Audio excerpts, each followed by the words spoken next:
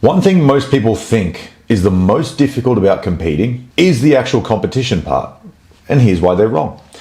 The most difficult thing about competing isn't the competing itself. It's the analyzing what you did well and what you didn't do well, and then formulating a plan off the back of that analysis. It's one of the biggest game changers that I've been able to implement for myself and my students. And so what you guys are going to get an inside look today is exactly how I do that. Let's give that a go. So on the screen in front of me is Mr. Ayush. He was kind enough to let me use his video footage today. And he is the handsome gentleman on the left in the HPU Athletic rash guard. So let's have a look. So something we've been working on a lot with Ayush is continually keeping collar ties in place, snapping people down, and dominating the hand fighting position. So you can see him start to do that straight away. He's doing a great job at keeping his lead leg protected by reaching with his rear hand instead of his lead hand. And then already getting into some shallow underhooks and some deeper underhooks when his opponent counters to the opposite side. Nice bladed stance, not in a square stance. A little bit rushed on the arm drag to Sasai. So the thumb down grip on the left-hand side is fantastic, although reaching for the elbow as opposed to the armpit isn't going to get a good enough reaction for your training partner. Second reason this likely didn't work is because I think that most of your opponent's weight was in his heels and he wasn't necessarily coming into you at this stage.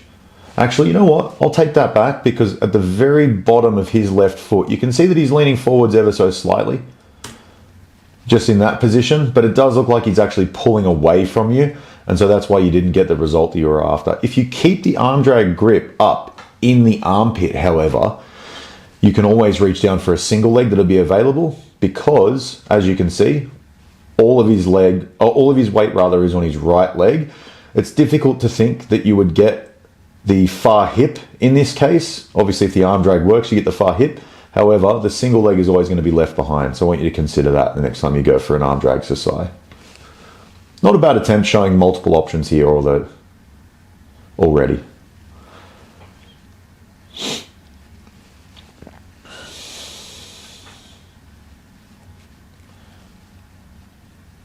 Excellent job searching for that far side underhook. You're consistently getting towards that.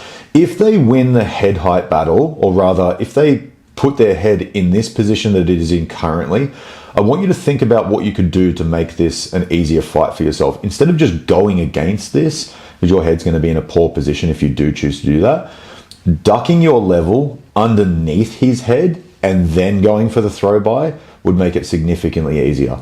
You do end up catching the far hip, which is great. This tight waist here with your right hand, beautiful position, linking up with the left hand. The most important thing from here is we don't get loaded up on their hip for Uchimata or Harai Goshi. So driving that left hip all the way through, which you do manage to do, fantastic. Stepping to inside position, you've got O-Goshi, Uki-Goshi, or hip throw or half hip throw. I think what I would prefer you have done here is maintain the body lock if you actually do get your hands connected. It looks like you do, but then he does a great job at performing an inside bicep tie on this far side on the right hand. If that does happen, I still want you to step inside like you are doing and then dominate the inside hip position. Secondly, getting his head out of the way and then continuing with the far side throw by, or the near side pickup for the single leg would also be a great option here. Really nice job getting towards these collar ties, consistently getting to far side underhooks with your left hand, which is great. Got caught napping a little bit there. So let's have a look at what could have prevented this a little bit better. I don't want you square when you have a whizzer. I always want you perpendicular. That way, whenever they drop down, you've got an ability to go straight to dogfight. If he doesn't drop down, he charges into you. Obviously, you're on the edge of the map, so you would get reset most likely. But if he charges into you here, you've got a really nice Uchimata option. I think what you'd try and do on the left arm by getting inside the bicep there is a good idea. But again, I think getting perpendicular would have probably solved that issue for you, rather than being square with your opponent. Not the worst thing in the world. We eat a takedown, but we're not in a pinned position. So let's see what we get done from here. Really nice job getting both hooks back onto the inside. decide to wrestle up, gain access to a single. Okay, I want you to enhance this single by taking your left hand right down the very edge of the ankle, kind of where this red Naga bracelet thing is on the ankle, and that way you can externally rotate his foot outside the line of his knee so that when he tries to cut around the corner and follow you, he won't be able to do so. Rather than just, oh, there you go, beautiful. How good's that? You're listening to me already. That's a really nice little addition. You'll realize he can't actually cut around the corner here. The second thing from here I want you to worry about is replacing that hand with your left foot. Once you can do that and face your heads the same direction and your hips the same direction, then you can go into our dogfight series. You can start to use cutback singles. You can start to get into body locks from there. You're in a really good position to start attacking them from there. So circling around the corner, making sure as well that your head doesn't get stuffed the entire time. Whilst your head is stuffed in that position, you're just going to labor a lot and it's going to be very inefficient. If you could focus on putting your eyes to the horizon and then continuing around that corner, you'd be in a great position. That's actually a good result as well, pulling their knee line underneath you. If they're giving you a big response where all their weight is over his right side at this stage, that's actually a really good response. Reaching down here with your right hand for the Turk. Of course, you could just go for your leg, but if you were having difficulty releasing that leg, always a great idea to try and search for the heel with your right hand. But having that leg turked in this position is going to stop him from coming up. Really nice job. You trying to dog bar him? It looks like you might be. It is always a good option when their knee gets pinned into your hip against the mat there. Why not go for a dog bar? Beautiful cross scoop passing. Okay, let's have a look at what you were thinking here. So the adjustment I would have made here, if I was in this position, is take my right elbow down to his far hip at this stage so you can prevent his hips from moving. He does a pretty good job at keeping frames in consistently, so I understand why you were electing to start to take a higher posture here. When he high legs, you hit the perfect response of cupping that far side leg and then hitting a cross scoop pass. And again, once you get to that far side, I want you to think about how you can pin the hips. When you go around the corner like that, most likely it's going to be a north-south pinning situation. And so your head position is going to be the most important thing here. Glue that down towards one of his hips or pin it into his chest. And I think you'll have a much better time pinning from here. Beautiful job claiming that top position into north-south. Successful pin. When he turns in here, of course, you've always got the ability to expose his elbows. I would make sure that my left arm isn't getting left behind in this position. I would want my elbow somewhere over the bicep here. It starts to give you a little bit of trouble when he focuses on that, whereas you could have been with your right arm underneath his right elbow and then your left hand, or left arm rather, with your bicep behind his head, starting to put him into top head and arm or a figure four grip with his head included. Then you could just throw your left shoelaces down or your shin down his spine and sit up for a back take or any sort of armbar variation, possibly even a rear triangle. That's just, it's just a little bit too late on the timing. Everything else was fine, but it was the timing of that left arm not getting glued on the near side of the body. So if we can make that adjustment, you're actually on his back now, rather than having to go through a different sequence. But you climb over that right knee straight into the mount position, which is a great adjustment as well, even if you didn't get the top head and arm. Remembering the rule that we're always trying to prefer getting towards mount with an underhook, but it shouldn't really be a big problem with your opponent doing what he's doing here with his elbows. If you ever see this, I would always take the opportunity to snake my hand on the inside and then go for an underhook straight away. The faster you can gain an underhook in mount, the better your mount is going to be in terms of its attacking potential.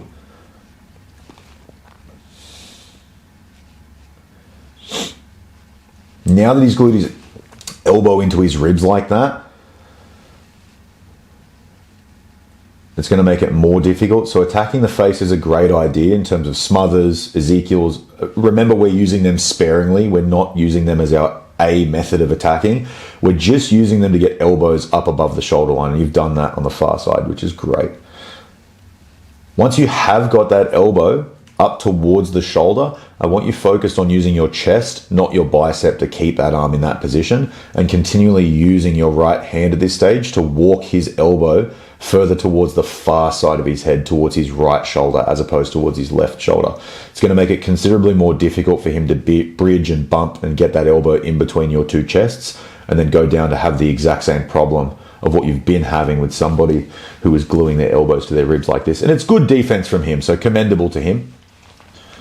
Excellent job bringing that elbow back up the top. I was going to say, if you are having difficulty with this and you have somebody who's being a pain in the ass underneath you, just gluing their elbow to their ribs, don't forget that you can always dismount. I have enough faith in your half guard passing that you could easily dismount and then remount with an underhook, which would be an upgrade as opposed to just sitting in mount, burning match time, and not having an underhook and no ability to attack.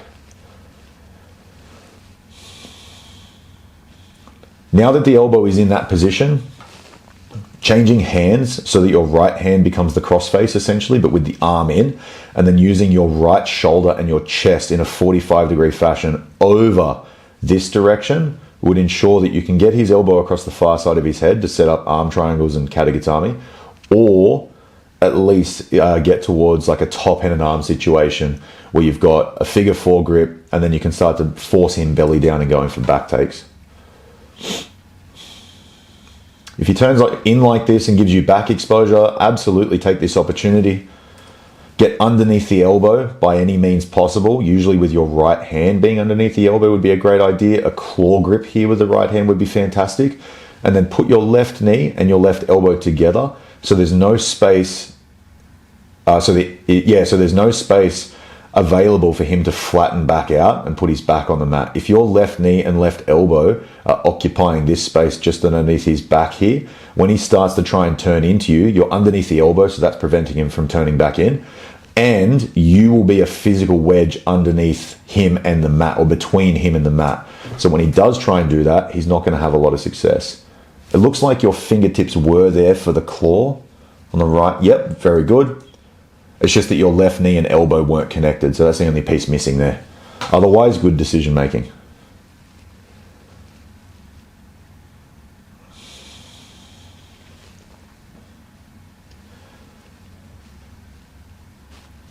Expect big bridge responses when somebody is underneath you like this and you've started to get one elbow all the way above. Really, at regional competitions, that's the only defensive method that they've ever learnt. They're not really good at kipping or knee elbow escapes. Maybe sometimes knee elbow escapes, but very rarely kipping. There's the big bridge. Really nice job here passing that elbow off by taking your chest away and then exposing the back, keeping your hooks in. You're a little bit high, but you are doing the right thing by trying to get underneath his elbows here. I wouldn't even mind you just planting both of your hands on the mat, trying to shift your weight backwards down the body as much as possible. But if he's going to leave his chin open, absolutely take the opportunity to finish. It looks like you've resettled that back down now. I think almost by proxy of him flattening himself out for you, he's actually done the work for you, which is fantastic.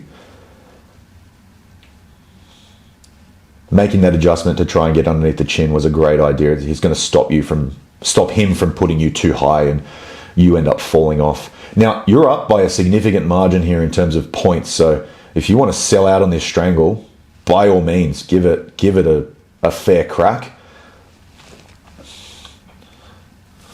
I would say reconsider that if you didn't have such a hefty margin, and then go back into rescoring points, most likely backtracking into three-quarter mount and then repassing would be a fantastic idea. But because you're up by such a fair margin, I'd just go for the finish here whenever a finish presents itself. So I think the thing that stops you from maintaining top position here is actually the Dagestani on this underneath. I would have prioritized turning his chin away from the direction that he's facing so that he doesn't get as big a purchase of getting you off the side of him here. And then secondarily, I would have just let go of this Dagestani on the right-hand side and kept my base as opposed to using my head. Because he gets you on the side of him here, you don't even have chest to back connection anymore. And it's likely that you do end up face planting on that far side, but it's because of your grip, not really because of what he does that's anything special. Not to worry, you handily deal with the foot on the hip in terms of the Urimiashi. He doesn't bring his knee to his chest. Excellent. He ends up reclaiming the Urimiashi, which is likely here in this situation. Goes to outside Ashi. Excellent work dealing with the Ashigarami by separating his feet and turning in. When we're in close guard, remember the rule, double thumb post in the armpits, stand up straight away. Nothing good comes from us being in here. Everything good comes from us going into a standing position.